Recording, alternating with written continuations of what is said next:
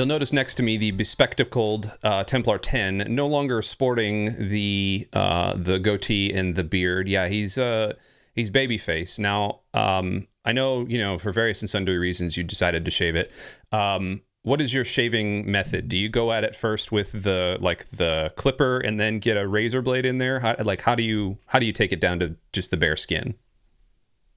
This is just clipper, so I still got some left. This is just the I have one of those like Manscaped clippers that's pretty good, and it gets pretty close. And I don't mind like a little bit of the stubble anyway. I rarely go all the way down, like shave all the way down to skin at this point. So yeah, I just run the trimmer over it, and then I'm pretty much good to go. So it's fairly straightforward. We're in season 3, episode something of the Roundtable, but if you go back to our past episodes, you can see Templar with almost a Fu Manchu, or like the starting of just a Fu Manchu for a little bit. And then he's got assorted different facial hair patterns. I like to remain kind of like this just because that's how my wife likes it. But have you ever gone full beard, like full mountain man, grizzly, Canadian hinterlands type of dude? Yeah.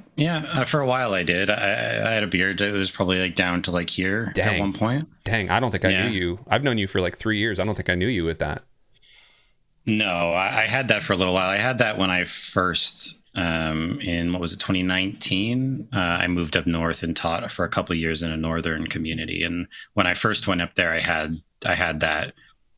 So more acceptable in a northern community. Is that what you're saying? They looked more fondly. Yeah, I just wanted to try it out. It was fun. I mean, it was pretty fun to have. I enjoyed it, and I got into like the beard care and stuff for a while, but then got tired of it and just ended up shaving it off. Yeah, I had a longer. I mean, I had probably not as long as yours, but I had it definitely like down to here. Actually, my goatee. At one point, I could grab my goatee like this, and then it would sprout out the bottom of my hand. It was I just did the long, gross goatee, and then I was. I was in a triathlon, and it was during the race, and for whatever reason we were in this like really nasty brackish water that had like, that film of like gasoline that happens like when boats go by. So it had that like film of gasoline, and I don't like swimming anyway, and so it was like it was a miserable thing. And every time I would like turn my head, my goatee would come up into my mouth and then like drip the gasoline water in my mouth. And I got done with that race, and I immediately cut it all off, and I never let it get that long again. Like it was itchy, and I was just like, you know what? My parents were in town, and I went to their little condo thing, and I grabbed the scissors, and I just went right there in front of them. I was like, listen, this is like a ritual sacrifice that's happening on my face. No more, never again. So.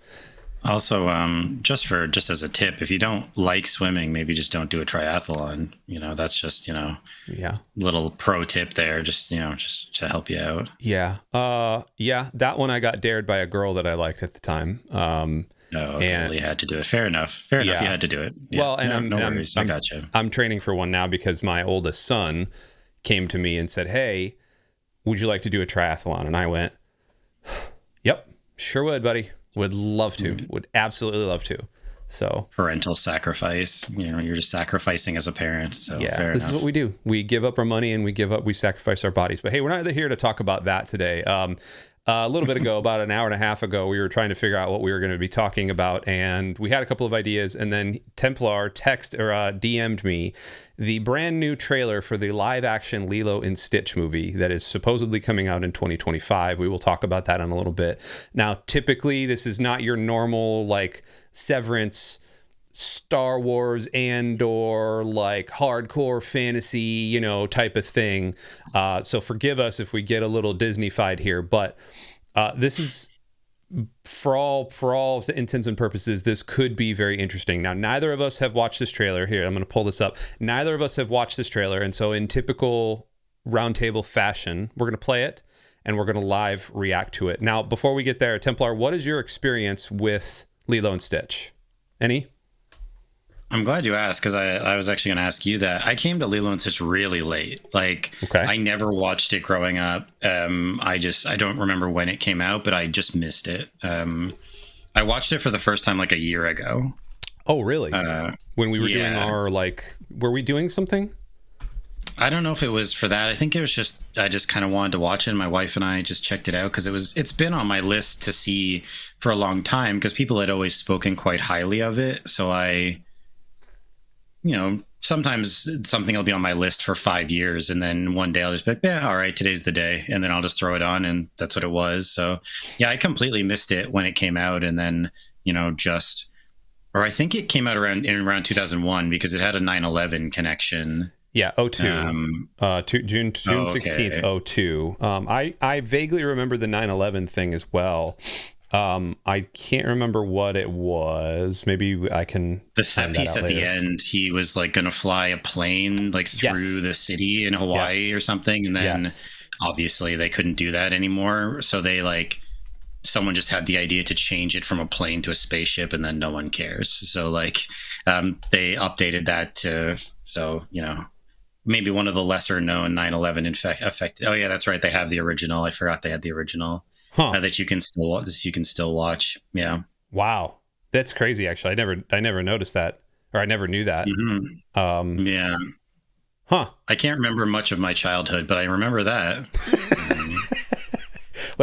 It's the things that really matter, The things that stick with you. Yeah, the things that matter. That's the kind of stuff I remember. I mean, they even changed the interior. Yeah. But I mean, it's, the same rough shape, so they didn't have to kind of redo it all. They kind of just went back over it and saved themselves a lot of work, right? Because otherwise it was going to be a pretty big deal for them. But yeah, anyway, so I came to it very late and I liked it. I mean, it's one of those things where if I had watched it when I was, how old was I in 2002? I don't know, 15? Yeah. Yeah, 15, 16. If I'd watched it when I was 15 or 16, I probably would have liked it more. And not to say I didn't like it, but it was good. I enjoyed it. It wasn't like a masterpiece or something to me. Yeah. So I think I just maybe missed it for the age, but I had fun with it and I enjoyed it. And I didn't really know what it was. So the fact that it was like a space, I knew he was from outer space, but I didn't know how much of it was kind of this alien scientist and all this stuff. I didn't know how much all of that was kind of rolled into it. So yeah, I had fun with it. What's your kind of so experience? I also came to it late. The only reason I watched it, so I didn't watch it back in 01, 02, 03, anything like that. When I got married in 2014, shortly before that, so newsflash, not even a newsflash, but I married my wife had 3 kids previous to me with her ex-husband. Obviously, that's how these things work. And so I married into an immediate family with a 9-year-old. How old were they? They were 9, 7, and 4 when I got married. But when I met them, they were 8, 6, and 3. And I remember one day babysitting them, or not. It's not really. I guess we weren't married yet, so it technically was like babysitting. Usually, it's just called parenting.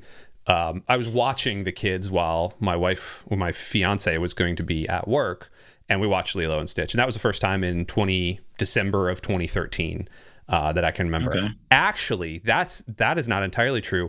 And if you're from Atlanta, you're going to know what I mean when I say ice-pocalypse. When the major ice-pocalypse of 2013 swept through the Atlanta, we had 2 of them within 2 weeks of each other. I know you're from Canada and you're laughing at me, but we had these major snowstorms and major things, and Atlanta is not ready for that, and it shut the entire city down for 3 days.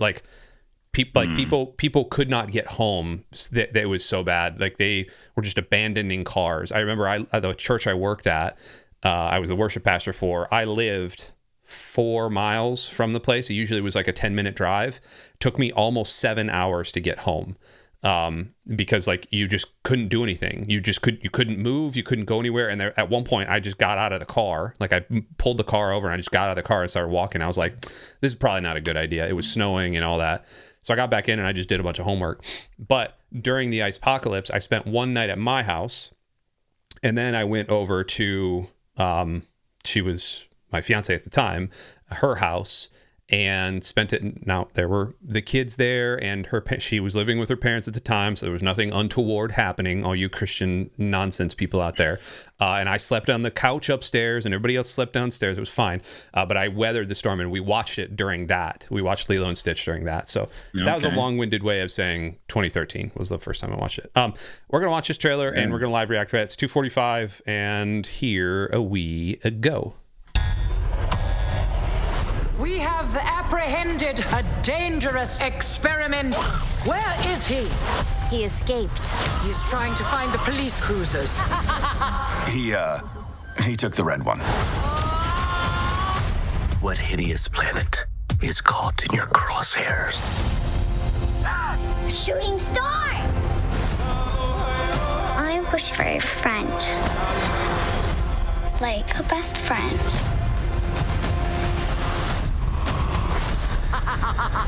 What the hell?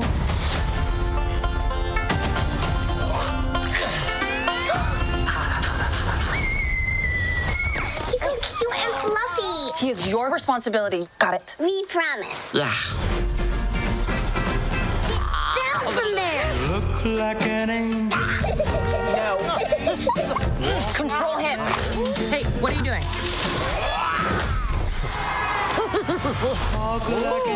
No. Dogs on the table. You sure that's a dog? Yeah. Rough.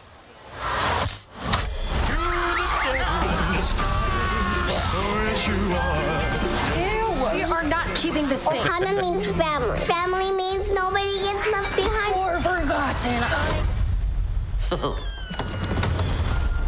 Stitch bad. Sometimes family isn't perfect. That doesn't mean they aren't good. That's close. I don't think you're supposed to drink that.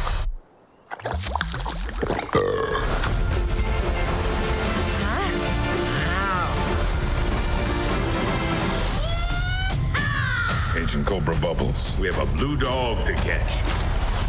No, wait.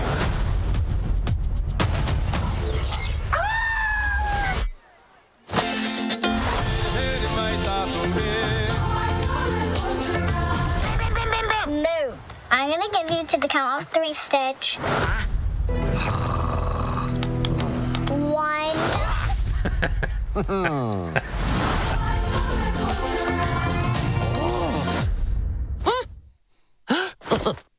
Thank you for clicking on. All right. I laughed.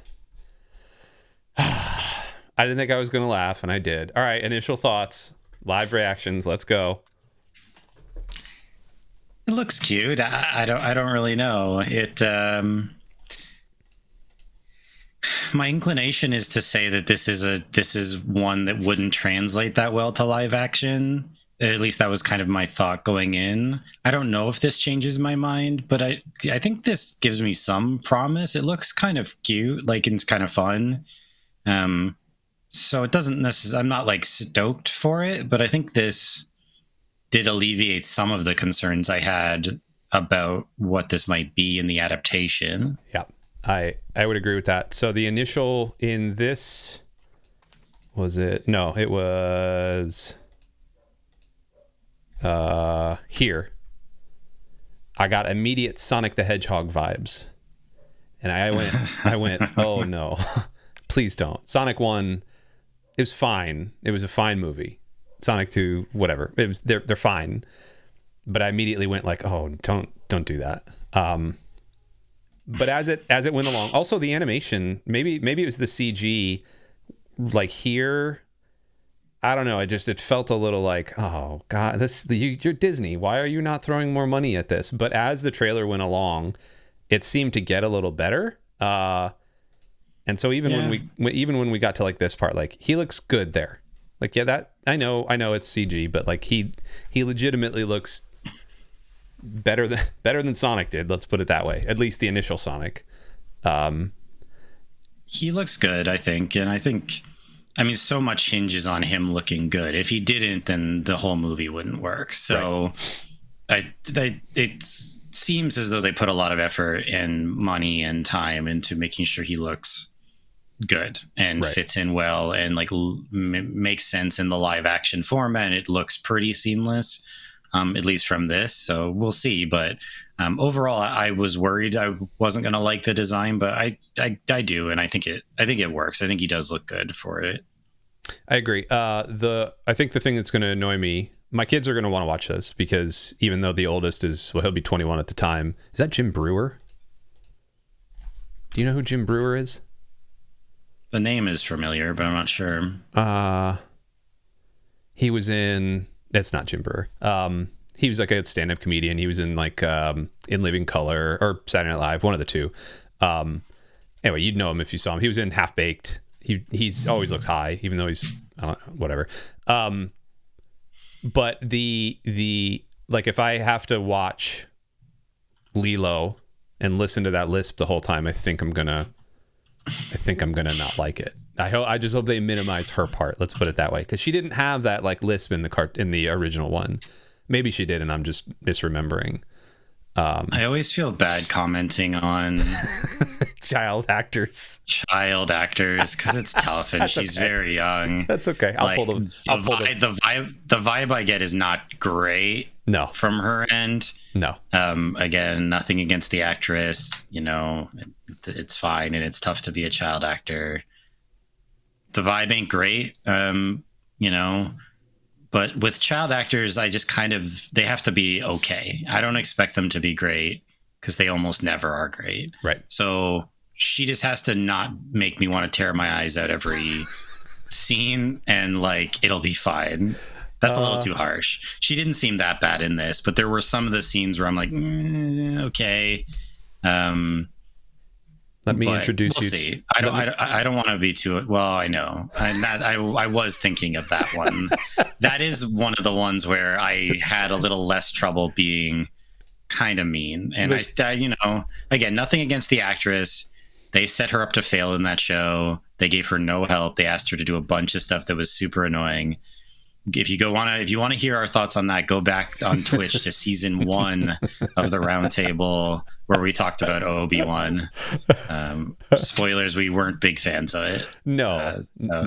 But so the kid in this, I did think of that. She didn't give me that strong of a vibe. It wasn't that negative. No. It does seem like a lot hinges on that performance being like decent, and we'll see. But again, I don't want to be too negative about it. I think it looks solid. It looks better than I expected it to look, and I doubt I'll go to the theaters to see it, but I will probably check it out. Yeah. When it's on streaming or on Disney Plus or something. Yeah, when it's on Disney Plus, I'll watch it. I'll watch it with the kids. We'll wait till everybody's home for Christmas or something, and then I laughed. I legitimately laughed. And here's the way I was going to title this entire episode was the way I was going to lead this episode off was something to the effect of, in the ongoing struggle for, does it stay as a cartoon or does it move to a live action? We have Lilo and Stitch. Because I feel like they've been doing that a lot lately. And maybe it's not even just lately, but like Dumbo. Okay. Oh, in terms of live action remakes, I can look up a list. Yeah. Lion King. My goodness, there's a million out there that I was trying to think of while I was cooking dinner, and I totally can't think of them. Sure, right now. I mean, I can go through some of them, but I mean, Maleficent is kind of a remake of Sleeping Beauty. So starting in 2015, they did Cinderella was the first one, then The Jungle Book, Alice Through the Looking Glass, I guess, Beauty and the Beast, Christopher Robin, Dumbo, Aladdin, The Lion King. They did a Lady and the Tramp movie? Yes, they did. Oh, I forgot about that. Mulan, Cruella, Mulan. which is kind of a remake. Pinocchio, the like brutal Robert Zemeckis one. Peter Pan and Wendy, The Little Mermaid, and then that's right. They made the Mufasa movie, which isn't a remake. So yeah, they made a lot of them. Yeah, they've made a lot, and they got a bunch coming up too. Yeah, I just wonder if it's I think this probably belongs in its own episode, but nostalgia is such a big thing because all the people that grew up with all these things that are your and ours age, and a little bit older, we now have money to burn, quote unquote. We have disposable income that we can spend on streaming services and money, or and movies, excuse me. And so there's that. I think that's the reason also why we're seeing a lot of video game remakes and HD remasters. A, everyone's running out of, they just need something to juice their sales. But B, nostalgia sells. And that's sad because like Dumbo was awful.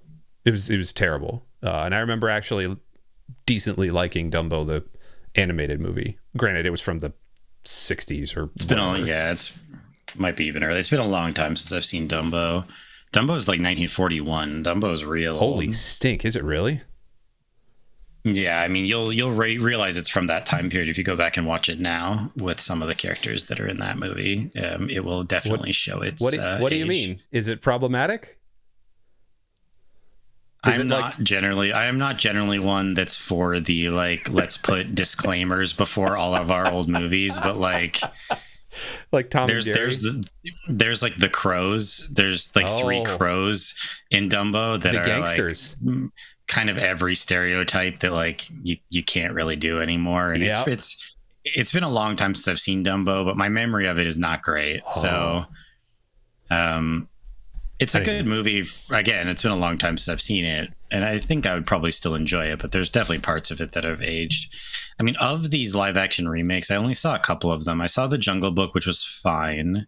I didn't mind that one, although as a kid... Mowgli was not... I didn't like him. Yeah, was not great. And he was like a teen, I think. I don't know how old he was. And that one was really tough because in that case, like that entire thing was a green screen. Yeah. He was literally the only thing in it that was real. So like that's gotta be really tough for especially a young actor to act against literally nothing ever. Like that's pretty rough. Yeah. Alice Through the Looking Glass, I don't remember if I saw. Beauty and the Beast I thought was okay. I mean, I have a bit of a soft spot for Emma Watson. From Harry Potter, and I thought she was good in it. So I didn't mind Beauty and the Beast. Christopher Robin was cute. It was fine. Like, nice movie. And then I haven't seen any of the other ones. I was excited for Mulan until I saw stuff about Mulan. Yeah. And then I was good on that. Is this a Tim Burton Mulan movie? is maybe... It's Alice not. the Looking Glass is Tim Burton, I think. No, Dumbo is. I don't see Tim Burton's name anywhere, but the first three people, Johnny Depp, Mia Wasikowska, and then Helena Bonham Carter. Like that's like that is the quintessential Tim Burton movie. Yeah, it's not. Yeah, it's a Tim Burton vibe for sure, but no, I guess it isn't Tim Burton. Okay, fair enough. Tim Burton did the first one. He did the first the Alice in Wonderland in 2010. Okay, maybe that's it. Anyway, yeah, so a long list of live action remakes, and they got some more coming up. Snow White, which that has just been that's just been an absolute train wreck to watch. Yeah. Like everything going on with that. They pulled the premiere just recently, so that's Did they really? One. Yeah. What happened? I don't know if they fully canceled the premiere or if they like made it smaller or something. Like yeah, it's not good. That comes out on the 21st of March. Oh my goodness, it comes out in a week. I didn't even realize that was that soon. Oh man, that's going to be a disaster. Did they Lilo say and Stitch? Did they say it was because of like political stuff? What happened? I think it's just because like there's been endless issues with that, right? I mean, it started out as they were going to use live action people for the dwarves, and it was just going to be like a diverse group of non-dwarf people, right. And then there was a bunch of controversy about that. Right. That could be its whole episode, is the drama around Snow White. So I don't even know if we need to get into it. But Peter Dinklage raised a whole big stink about it. Yeah. About like them not casting dwarf actors. And then they went with CG, and then they looked terrible. So then I think they redid the CG on them. And then, the main actress, I'm blanking on her name right now, but Rachel Zegler put not only her foot, but like her whole lower leg into her mouth on like numerous occasions in regards to the kind of marketing of that movie. So it was just it's been bad from the beginning. And here we go. MAGA supporters also blasted Zegler for her reaction to Donald Trump's re-election when she posted on Instagram in part, quote, "May Trump supporters and Trump voters and Trump himself never know peace." great. Good job. It's not a great look to say that about half the country. No, not a good have look. your political opinions, but when you're the star of a movie, and we don't need to get into all that, but when you're a star of a movie whose budget is between $240 and $270 million, according to Wikipedia, you need basically as many people to come see your movie as possible. So maybe saying half the country should never know peace is probably not a good way of going about that. Have your opinions, but maybe use a little bit of discretion when you're trying to sell a $250 million movie that you kind of need to be successful. Anyway, we're getting off track here. Yeah, we are. There's been a lot of Disney live action movies, and there's more coming. Lilo and Stitch, Snow White, Lilo and Stitch, Moana, Hercules, Robin Hood, the Aristocats, Bambi, and Tangled, I guess, are all the ones that are coming up. So we definitely got more coming, but this looks solid. I don't have a ton of analysis about it. I don't know. I'm more interested than I was. I'm not like stoked, but also I don't have the nostalgia for Lilo and Stitch. So I would be curious to know if someone did have that attachment to it, what they thought about it. I'd imagine people would be fairly high on it. Lilo and Stitch is one of those ones that I think it wasn't super successful when it came out, but I feel like has maybe cult following is a little bit too suggesting it's a little too smaller than it actually is, but has developed, I think, quite a loyal kind of fan base around it. So I'm interested to see how well it does and what people who are bigger fans of it sort of think. But I think the design's good. I have some doubts about the child star, but you never know. It's a trailer, so it's hard to know. And again, she's young, so give some leeway there. And we didn't see a lot else of like the older sister. And if there is an older some of this, sister. Of course, there was. I mean, that's who she was in the trailer, but she didn't seem to do a whole lot in the trailer. But she's definitely in it, and she'll be a big part of the movie as well. So if she's good, then that'll go a long way, and there'll be some supporting cast in that. So, but it looks solid. Yeah, the CG overall looked good. It looked pretty fun. So yeah, I'm like somewhat optimistic, and unless I hear something, that it's just like a disaster or something, I'll probably check it out on streaming or something. When is it coming out? Did they say? It's in May 23. Yeah. So yeah, a couple months. Cool. Tia Carrere is going to be back in it. She was in the original one. Hannah Waddingham from Ted Lasso, and Zach Galifianakis. Zach Galifianakis. All right, he's going to be in it. Love me some Zach. Remember when he was in like everything? Yeah, remember when he was like the Jack Black, but he was like a poor man's Jack Black, but a little bit less funny. Remember him? I never had a problem with Zach Galifianakis. I remember watching. No, me neither. He was just in everything for a while. He was. It started with a hangover, and then it just exploded to he followed Robert Downey Jr. around for a little bit, and then I think he just made his money and left. I think he was just like, I'm done with Hollywood, which, sure, if you can do it, man, good for you. I don't blame you at all. The last little bit here is I think watching what Disney does in the next probably 3 to 5 years with a lot of their animated products is going to tell a lot. I live in Tampa, Florida, which is about 90 minutes, 70 miles west of Orlando, the theme park capital of the world.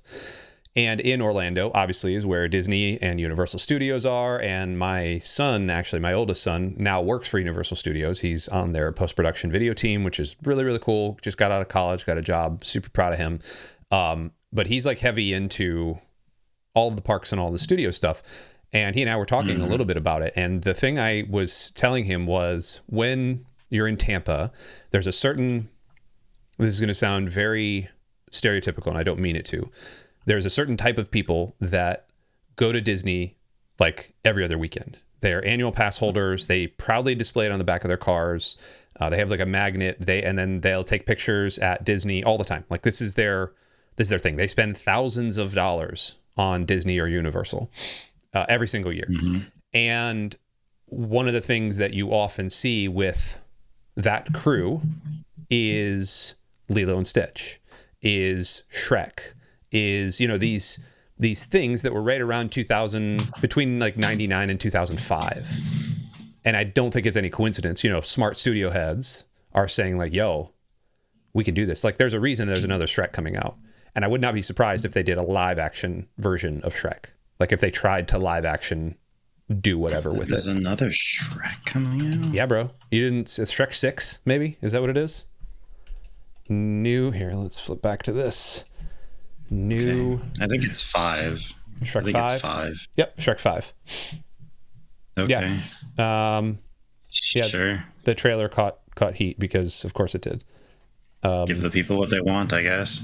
Yeah, which, again, I don't know why people are freaking out about it, but okay, whatever.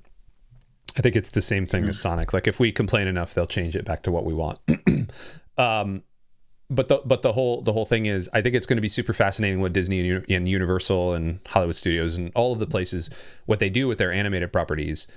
I tend to think we're going to stop seeing animated remakes of things. Like I would not be surprised to say that we're going to see a live action Toy Story or a live action like Cars, you know, something that was beloved in like the Pixar realm, you know, like formative in Pixar, come drop and do live action stuff. It would not surprise me if that happens in the next 5 years, just to sate those like Disney people, you know what I mean? Which I think a live action Toy Story would be cool, but also like you're trading on nostalgia too much and it makes me kind of sick. I mean, it's what they've got. I don't know, like their newer stuff. I mean, in terms of Disney, I'm sure there's stuff that is making money for them, but then the MCU gravy train is not what it was. Star Wars is not what it was. Yeah, you know, Pixar doesn't tend to hit as much as it used to. So, I mean, if you're Disney, smoke them if you got them.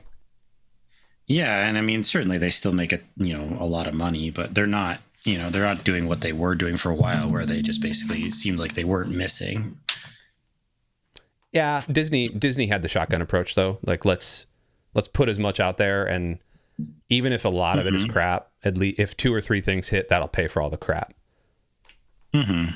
And it's not like what is it, A24 Studios or whatever they are. They tend to get real artsy, real like art house type movies. Which, by the way, have you seen The Iron Claw? No, the wrestling movie with Zac Efron. No, yeah. I didn't see it. Very, very good. Like surprisingly, it's obviously it's a tragedy, but like surprisingly good. Be in a mood to watch it. But that's an A24 film, and like they spend a lot of money on good art house type things, and they make it back that way. Whereas Disney, and they're just going to do the shotgun sort of mass media approach, and I don't know if that's going to be viable. Anyway, we need to stop this episode. We're like way over. We were supposed to do like 15 minutes on Lilo and Stitch, and we're at 32 minutes. So welcome to the roundtable. Lilo and Stitch / Disney live action remake / the state of modern movie making / we should just go longer. What else can we roll into it? I mean, I was getting ready to look up what A24, like what the, how many A24 movies I've seen, but that's fine. Yeah, we can. No. We're here. A24 films. I haven't seen many. Enemy with Denis Villeneuve. That's one of the few Denis Villeneuve movies I haven't seen. Locke I did see, which is a really random movie from 2014 with Tom Hardy, where the entire movie is just him in a car making phone calls. Yes. And his life just falls apart with it. I actually randomly watched that, and it's really good. As obviously there's not a lot of action in it. But see, here's the thing. It had a $2 million $2 million budget, and it made $5.1 million in the box office. Like that's what I mean. Like they're gonna try to do the thing where they can just double up on these things. Tom Holland was in this? Holy crap. On the phone. Literally everyone is on the phone, because Tom Hardy is the only person who's ever visible in the entire movie. It's kind of like the movie Phone Booth. I don't know if you remember that one with Colin Farrell. Yeah. Except in that one, it actually goes out of the phone booth. This is like Phone Booth, but if it was just the phone booth the entire time. Shooting took place over 6 nights, with the crew only taking breaks to change the 3 cameras' memory cards. Gosh darn it. That is terrible. Holy crap. I mean, it's just a couple cameras set up in a car. Like, it's all on him, and then him just talking to people on the phone. So I don't know if I would say I would recommend it. It's definitely interesting. If you like Tom Hardy, I guess maybe check it out. Ex Machina was great. I like that one a lot. Yes. Slow West I've been meaning to see. Or did I see that? Oh, I did see Slow West. Yeah, you've seen Slow West. We've talked about it. I think we've talked about it on a roundtable before. I don't know why we've talked about it. Yeah, so I haven't seen that many. I mean, Room, sure, okay. Yeah, they definitely had some stuff that's hit. The Witch, which was, I think, Anya Taylor-Joy's kind of breakout. Yep. Anyway, I don't know. We don't need to go through it. No, that's way true. Off track. But A24, I haven't seen much of it, and some of it leans a little too artsy for me. Yeah. But it's definitely interesting as a sort of counterpoint to the sort of endless Midsummer. Yeah, big budget popcorn movies that kind of have lost a lot of their kind of bite. But they definitely make some interesting stuff. I mean, The Green Knight looked kind of cool to me. I would say this is their biggest one. Uncut Gems was their biggest one. Their biggest grossing was Everything Everywhere All at Once, I think. Oh, that's true. And that won like Best Picture. And there's some. I like Jamie Lee Curtis, but the fact that she won an Oscar for that movie is tragedy. Deeply disturbing to me. Tragedy. Anyway, all right, we're back. We should probably slash the state of movie making slash A24 commentary. It's gonna be a long title. Slash go see Locke. There we go. Maybe don't go see Locke. Tight, focused episode. That's what we do. We were supposed to wrap this one up 20 minutes ago. Hey everybody, thanks if you stayed on this odyssey with us. Thanks so much. We appreciate you. Do all the things and click all the buttons. And until the next time, until we talk about more Severance or whatever the heck we're going to talk about, we love you. We'll see you next time. Goodbye.